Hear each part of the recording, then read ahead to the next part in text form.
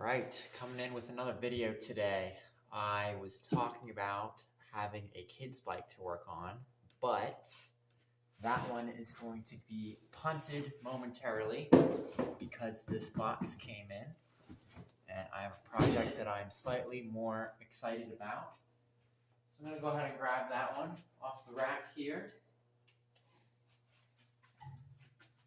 We have a Kona Deluxe, which is a model that I don't believe we had in our inventory at any point in time in our 6-year history. And then within a span of 3 weeks, I had 3 of them come in. And sad story about one of them, we actually had our first bike theft in the store. Probably about a month back, maybe a little more. But somebody took a bike out on a test ride that is still going on to this day.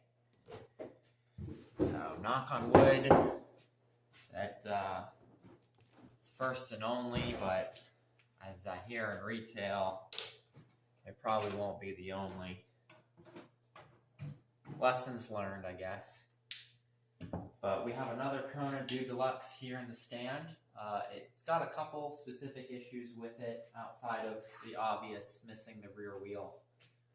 There is a kinked cable housing here that's going to have to be replaced. Definitely some cleaning and possibly swapping out the chain as well. But we'll start with that wheel since it's kind of the obvious issue. The reason I am excited about this is at any given time, I will have anywhere between 5 and maybe 20 bicycles on back burner that need some work before they can go out on the sales floor. And in the wintertime, I have these rare occasions where I completely catch up. And what happens with that is I basically have nothing on the back burner. It's kind of like having an empty inbox with your email account. It never really happens. So I'm kind of excited today to knock off what is for right now my last bike that needs work for on the floor, until the next one comes in. Also, I've been waiting on this wheel for way too long. I probably have had that bike hanging in the corner for 6 weeks now. And some people will complain in the comments, no, it is not a color match. I did the best that we could do. Right now it's still a little bit random getting some parts in. Sometimes beggars can't be choosers and you can't get the specific wheel color that you want, but we've got the size that we need. So I already took the cassette and the disc brake off of the old wheel that was problematic and needed replaced. So what we're going to do now is go ahead and get those installed.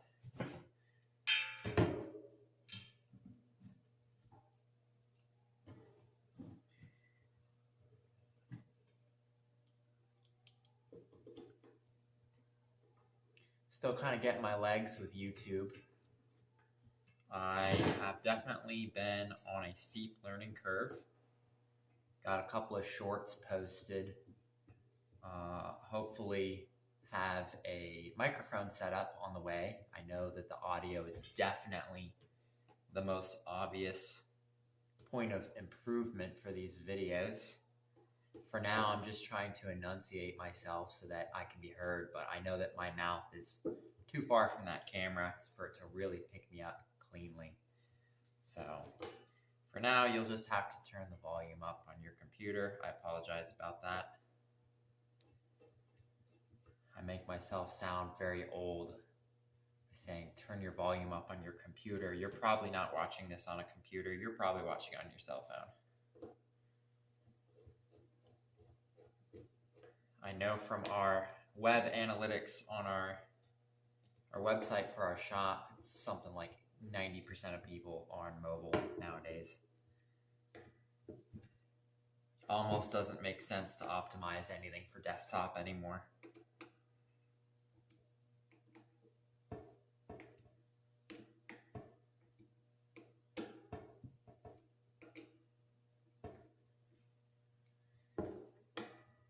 When you're putting on these little star bolts for the disc brake, it's just like if you've ever put a tire back on a car. You kind of go in a star pattern as you tighten them down. So just getting those nice and torqued. And then I'm going to go ahead and flip this over. Get our cassette.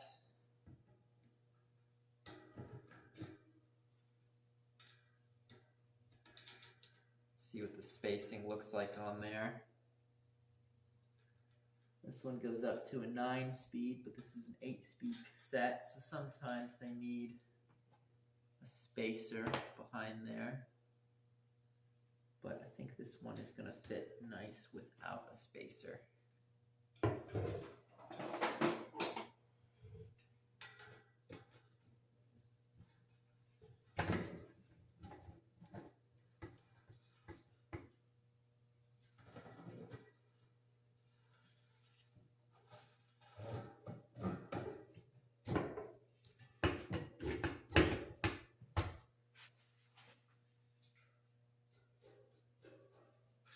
All right.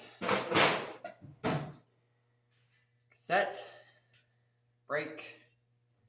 Now let's move on to the tire as I am knocking things over.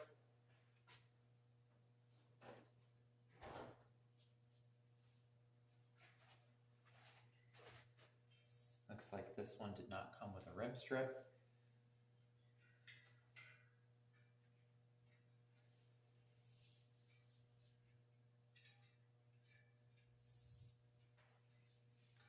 It is the first week of December, so we are definitely in slow season.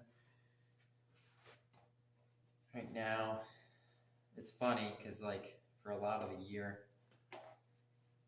I can't even keep track of how many bikes I go through in a day, but once we get into the off season like this, I'm excited when I have a project, when I'm actually doing work with my hands rather than something on the website.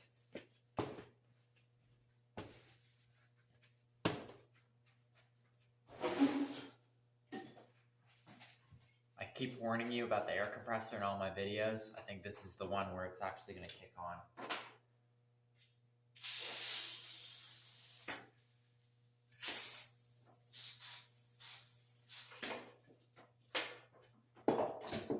Hasn't kicked on yet. Maybe when we pump up the other one.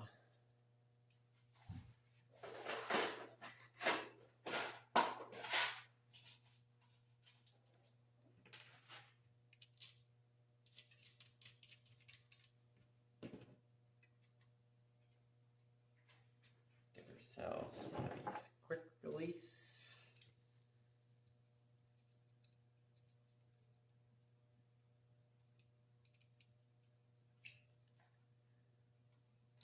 I think another thing that will be an improvement starting in the next video is I will stop using my truing stand as my phone holder.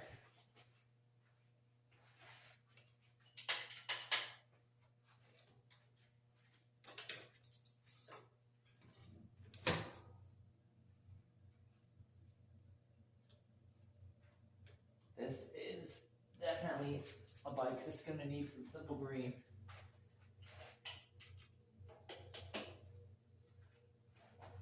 Pump up that front.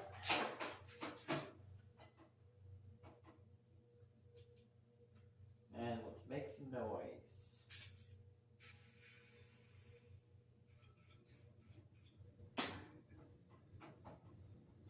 Air compressor still hasn't gone off. It's teasing me at this point. It's just going to go off randomly.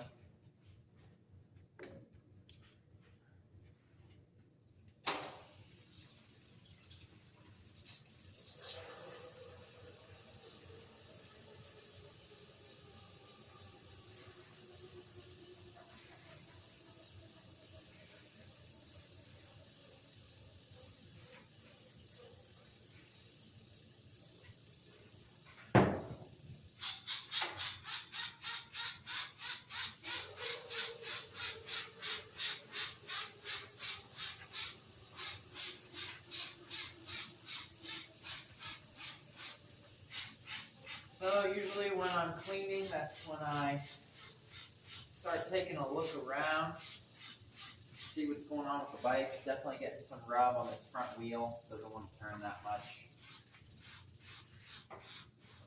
I might have put that tire on the back a little fast. I see a little bit of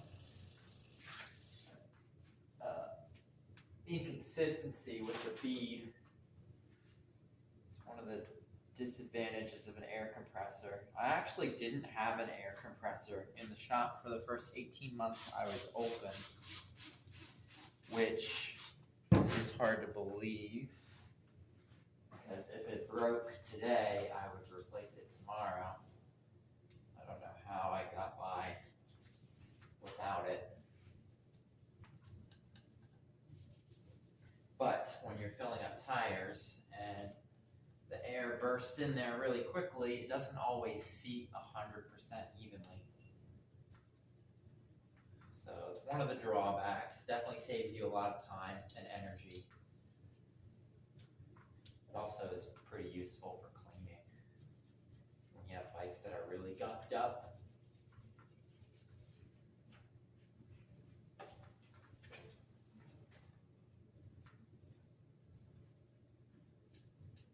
Sometimes it can help to just put like an aerosol lubricant into the drivetrain and then hit it with the air compressor. Cleans it up really fast, but it also sprays crap everywhere.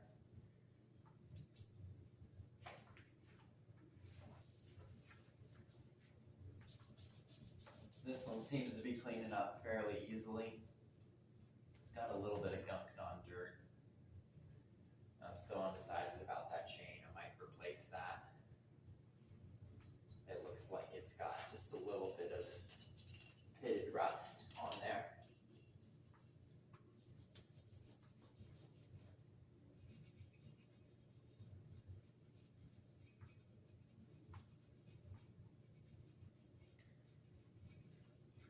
So as I was saying, I'm generally still getting my legs with YouTube, and I promise that these videos will start culminating to a point. I have a lot of specific ideas written out, different topics I'd like to cover.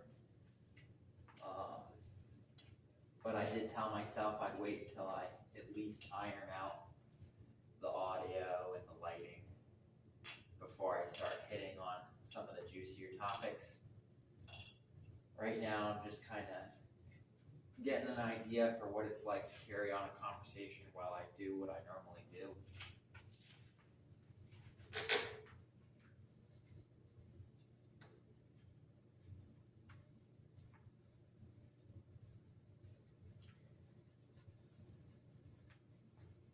I had a good conversation this morning with someone who had come into the shop about a year and a half, 2 years ago. Full-time YouTuber. He does a lot of like interview style, short docu-series type videos. You should check him out. It's called The Daily Conversation, or TDC. His advice was, I think he liked my idea of throwing some spaghetti at the wall and seeing what sticks, and then starting to kind of refine from there, rather than getting caught up in a perfectionistic mindset and then not moving as fast. I tend to be someone who won't ruminate on an idea for too long. I kind of get antsy and I need to get moving on it. And then I will just course correct as I go. Pros and cons to that. I would argue more pros though.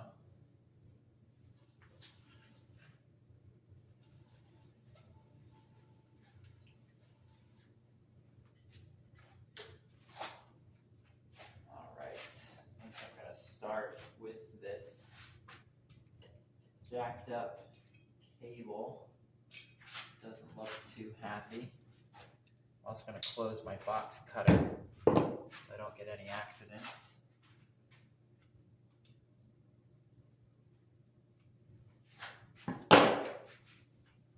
Pick up some of tools I dropped.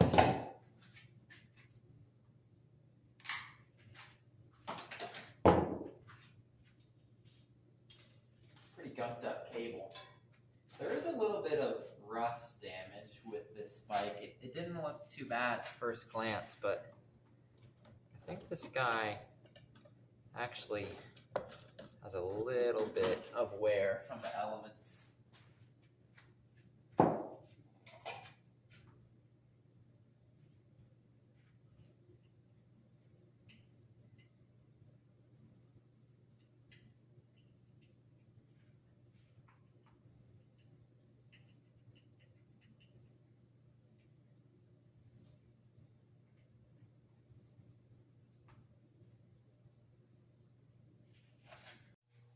Lost the video for a second there, but we're back. So you didn't miss much. I just put the cap back on here, got the new cable in. Just got to finish tightening that back up over here. But what I was getting ready to say was I have a lot of ideas for topics on this channel, primarily having to do with like numbers and some behind the scenes things that actually make this business tick.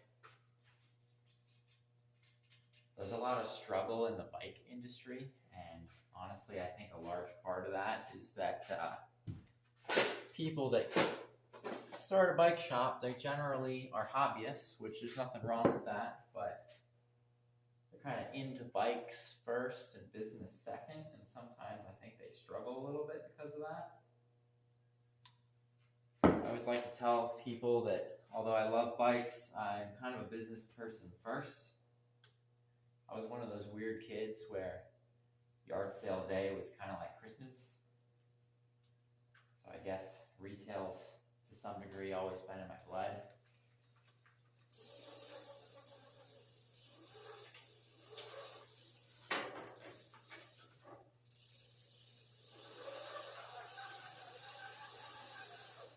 I've also always kind of idolized the idea of thinking for working for yourself. Well, thinking for yourself too. But every job that I've had, I've sort of felt a little micromanaged. I think I've always valued that freedom more. I actually got a degree in chemical engineering and worked as an engineer for a little bit. But that was not destined to be.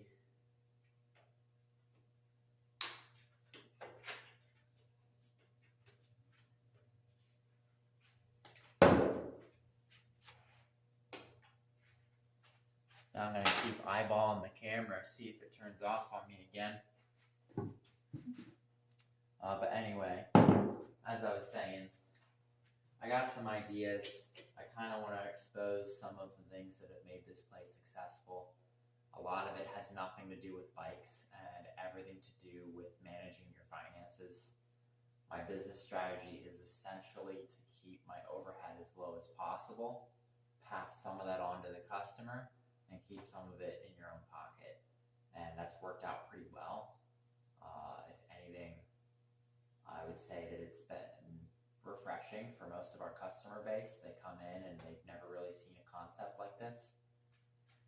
As far as the theory is concerned, it's nothing groundbreaking. We're just selling a used product. There's used car dealerships all over the place, but it doesn't seem like this is too common in the bike world. So we've kind of had that refreshing aspect to it.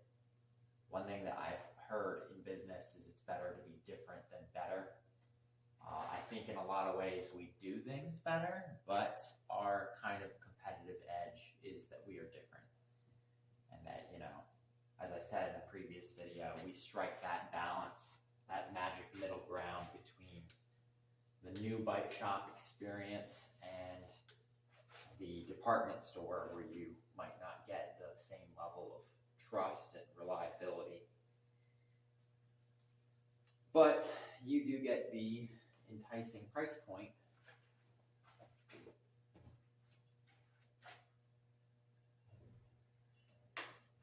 All right, and I have decided I'm going to swap out this chain. I don't like how it looks.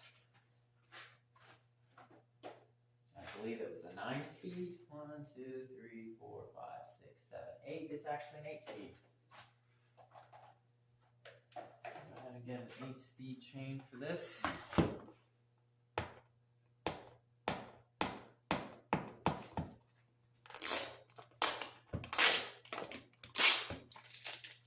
So getting back to the topic I was trying to go on about, working for yourself.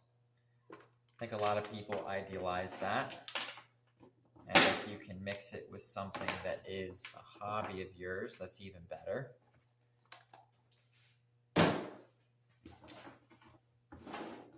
And I think that there are people out there that work on bikes on the side or in their garage that never quite take the leap into a full-fledged retail establishment. And it's usually not because of a lack of know-how with bikes, but rather know-how on the business side. Or, in my view, they have a misconception as to the level of risk that's involved. There's a lot of small businesses that, if you start in the traditional sense, you are probably looking at a loan of $100,000 or more, which would be the route of getting a nice retail space in an A location and having a refurbishment process on the building or just inside that lease space.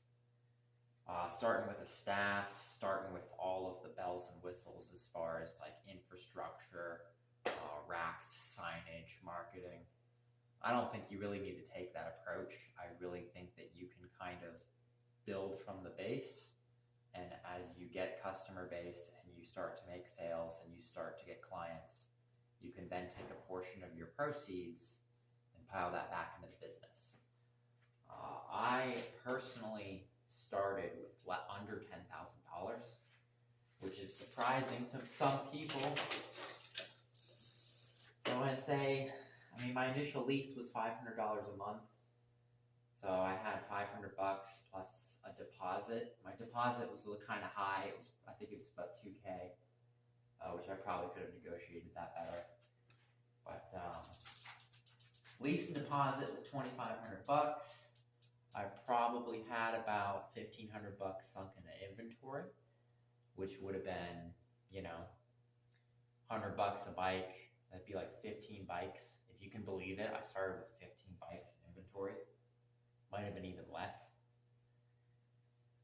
And then a lot of the tools and infrastructure on the service side, I had accumulated slowly over the years. But I'm willing to bet that was probably another $1,500. And then call it another $500 or so for starting my website and getting my licensing for, my LLC, trader's license. Don't think there was anything else that I needed to get in the beginning. Any display racks or signage or online advertising was completely a grassroots approach. I didn't pay a dime for advertising for the first 3 years I was in business. Didn't have any employees. So started on a very, very low investment, zero debt, and made a healthy profit in year 1. And by the end of year 2, I had moved into a larger space in the same building. And then by the end of year 3, I had taken on my first part-time employee. Fast forward through some blurry years 3, 4, 5. Now we're running a 6-figure business with a couple employees, and things are getting about 5% easier every year and about 5% more profitable. So it's been pretty good. It's a hobby turned into a job. My big thought process now is how do I get this thing to run with a team, not necessarily without me. I'm not sure I necessarily have the interest in trying to make this a bus-proof business. If you're not familiar with that term, bus-proof business refers to a business that will keep running even if you get hit by a bus. I think I would like to free myself up on weekends a little bit more, but I do always intend to be in here helping this place move forward.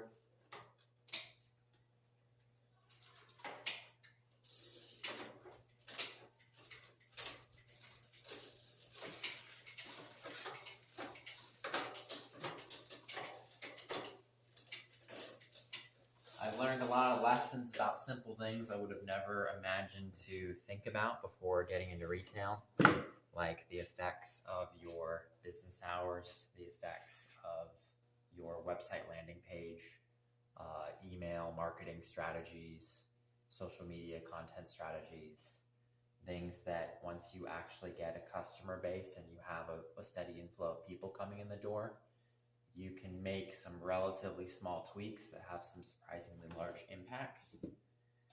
And I've always been a data-driven person, so I'm diving deep into the numbers all the time, especially in the winter. And there's a lot of things that I have observed and recorded and kind of experimented with. And I think that there's some value there for not necessarily all small business owners, but I'd say bike shop owners in particular.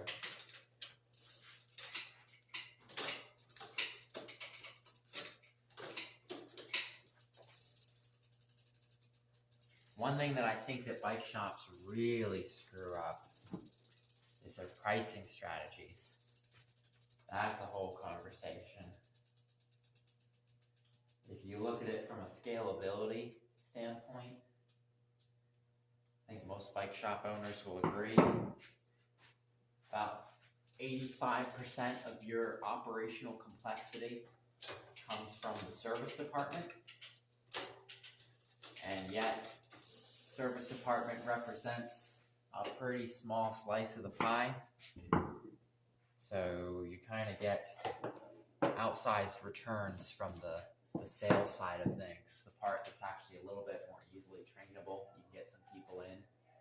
It's easier to hire and train a sales associate than it is to get a full-fledged bona fide mechanic that can independently run a service department. That, and just on the numbers side, I don't know about other shops, but we do over twice as many work orders as we do bike sales. Just inherently by nature of what this is, people need a tune-up more often than they need a new bike. So you're doing 500 tune-ups a year. They're all a little bit different. They all require specific parts that need to be ordered in, communication with the customer, figuring out the quoting, the timelines. That's all way more complicated than just, fitting somebody for a hybrid bike or a mountain bike and sending them out on a test drive. And then if they decide to pick up a bike, fitting them for a helmet. That side of things is significantly less complex than dealing with repairs. But it's sort of the necessary evil that you have to work with. But where I think a lot of shops kind of make a mistake is they actually underprice their service. Bike mechanics are a dying breed. Wait times are getting longer and longer at shops across the country.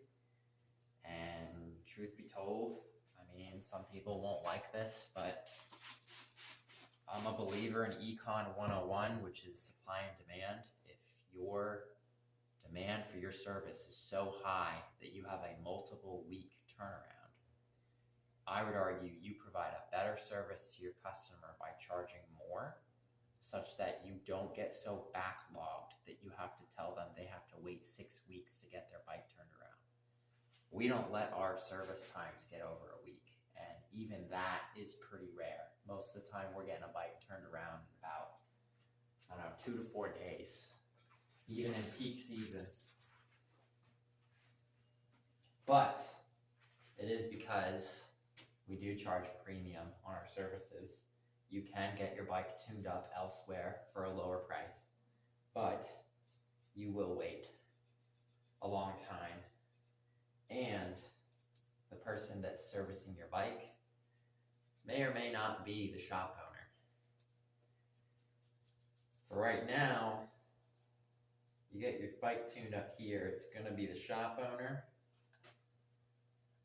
I don't know if that's always going to be the case, but I would say at least for the next 2 or 3 years. I think the last thing I'm going to outsource is the mechanics. It's a lot easier to bring on people, especially seasonal people, on the sales side. If I can outsource all of the customer conversations and bike fittings and test rides and ringing people up, that will more than free up my time to have bikes in the stand and getting through all the service orders that come in a year.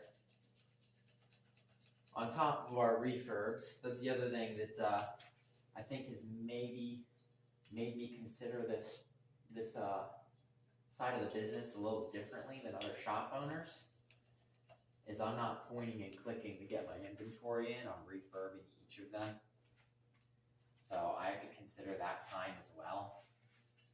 If I'm so bogged down in the service department that I don't even have time to get bikes refurbed for the floor, I could be losing that $400 sale in order to save that $120 tune-up.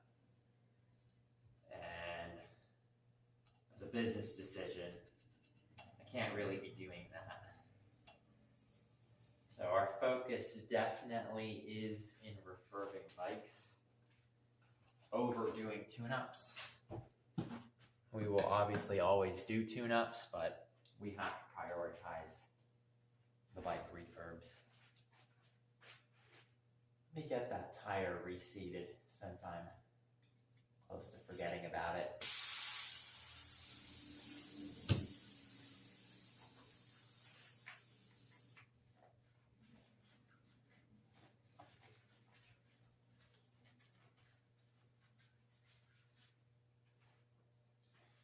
All right, I'm calling it. Air compressor is going to go off finally.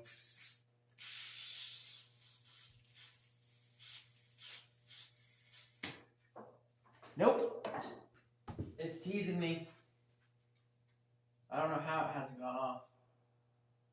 Usually kicks in at 120 PSI. I'm pretty sure it's right on it. All right.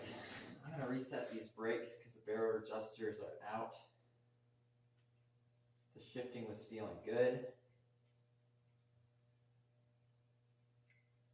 We'll do a safety check on the headset, and I think we're getting close.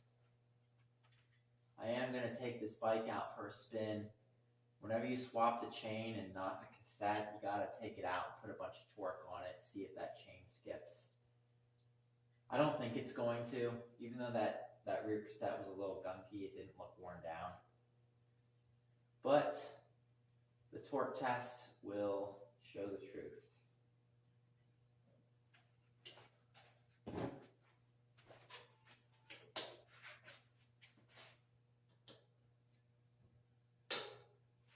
So anyway, that was kind of my rant on economics of service versus sales. I'll do some videos in the future where I won't be on a bike, I'll actually be on a wakeboard. Because I think that's a much clearer way to explain concepts relating to math.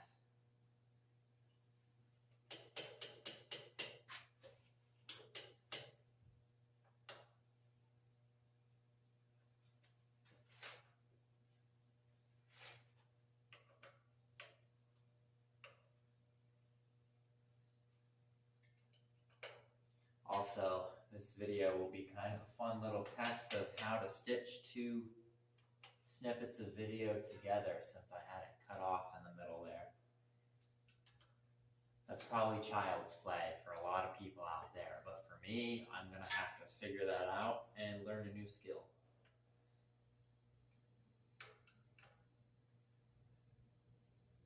not a computer-oriented person. I'm a math-oriented person, but when it comes to computers, it's not my thing. I'm one of 4 kids, 4 boys. My dad's a computer scientist, and both of my older siblings are also computer scientists. So, whenever I had a problem growing up relating to a computer, I was able to punt it to someone else. And as a result, I'm a 31-year-old that does not know how to use a computer. But I can fix bikes. But maybe not this front brake, because it is still making noise.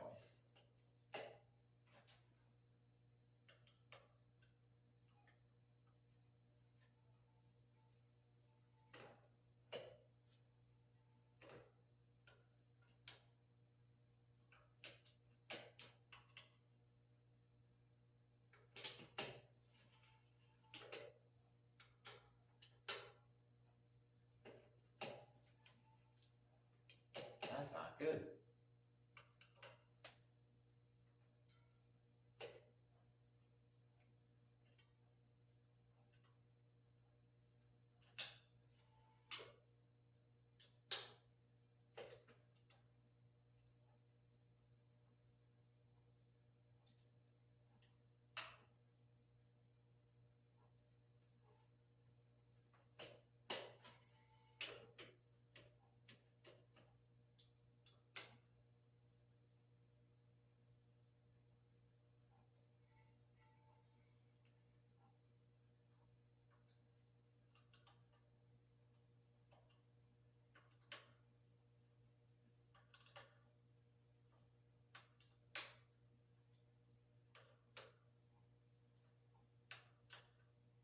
One of the problems with disc brakes is even a tiny, tiny bit of noise is unacceptable to the customer.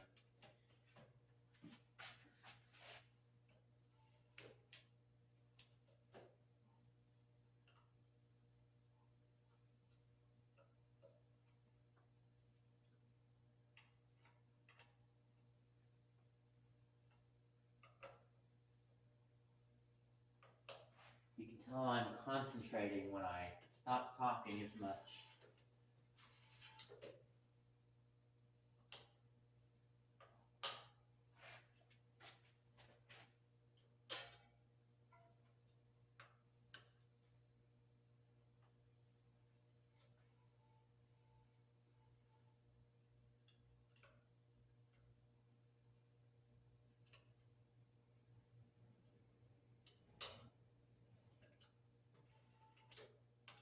Yoinks.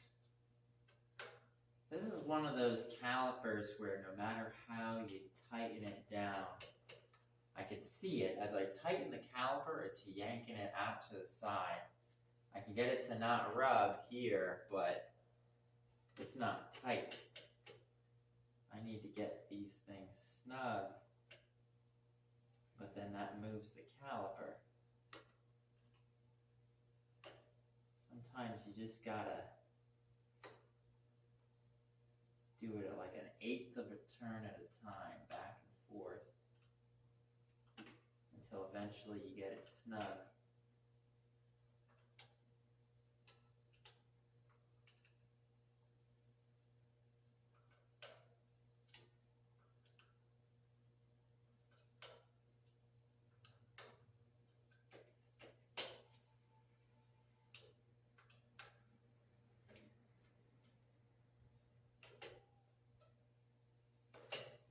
Get it?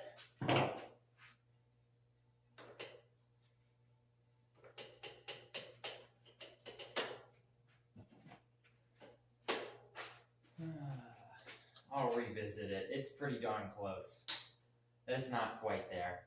I'm almost thinking I take it out on the road and I squeeze that front brake hard. Just bed it in a little bit.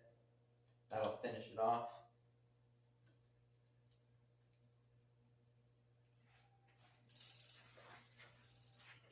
Back's a lot easier.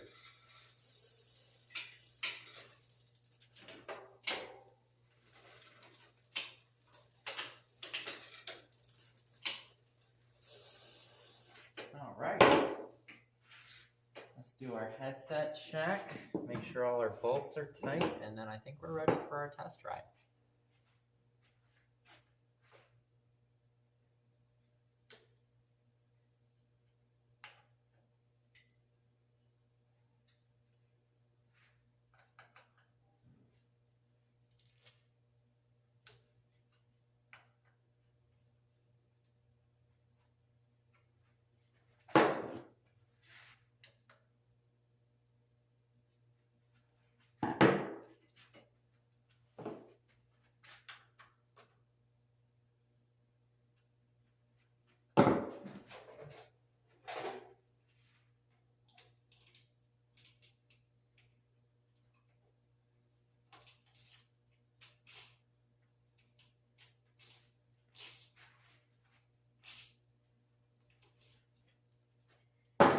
And the seat is a little bit loose.